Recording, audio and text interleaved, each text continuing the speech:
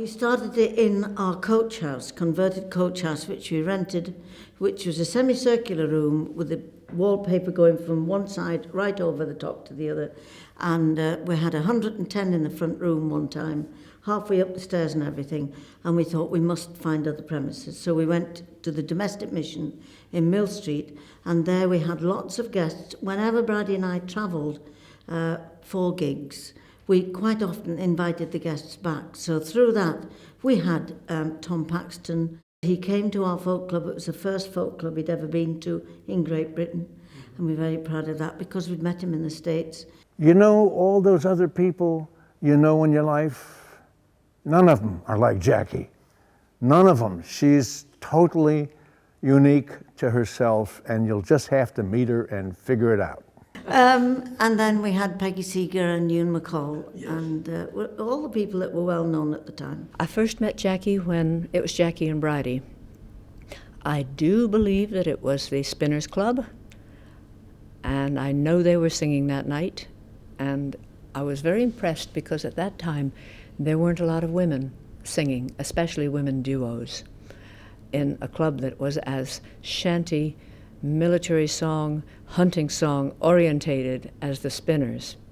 I thought that took a lot of courage to do that. You could make immediate contact. There was no formality, no hierarchy of any sort, no...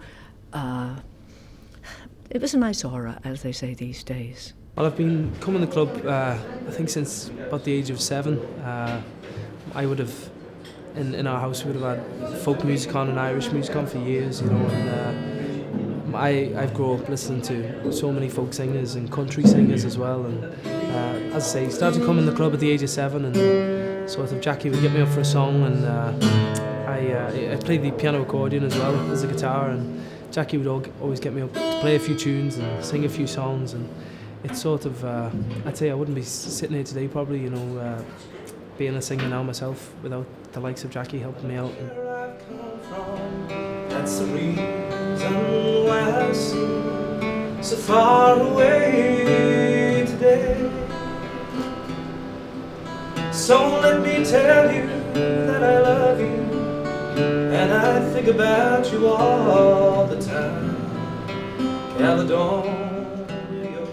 I was once singing at the Empire, singing a song called Thirsty Boots, and with the Dubliners on the same bill, and the Spinners and Jacqui and Bridie, and I got to this line, I don't know if you've ever had it in your life, that your mind goes blank, and I should have sung Slander Shackled Jails. That's in the song, Jackson C. Frank song, Thirsty Boots.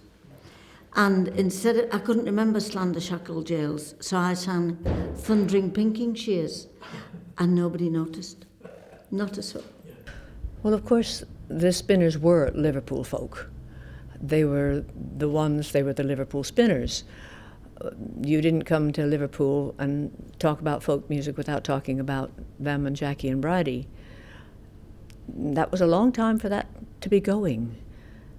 And what was good about it especially was that they located in Liverpool, they operated in Liverpool, and they sang songs from Liverpool, because Liverpool had a fantastic repertoire and history of songs. Well, I'm so fortunate, really, that I sent an email to one of the directors at the Phil, and got a positive reply that I could take the Phil on January the 23rd, and it's going to be myself sort of going neuralgically through the last 50 years. Yes, I think it will be. I don't really want to think about it yet, Spencer, but I'll try and force myself to think about it. Well, I always think of things in a light-hearted way. It's probably because I'm really quite sad inside. But my aunt used to say, kiss me on the top lip, my bottom sore. But, I mean, I'm from that kind of background, and I will feel really that I'm just turning a corner.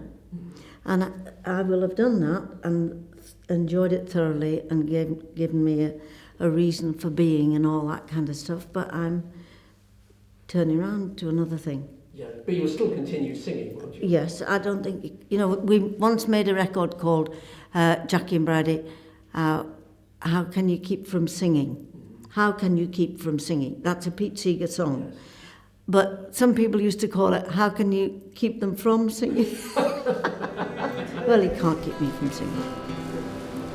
So let me tell you that I love you, and I think about you all the time. Caledonia.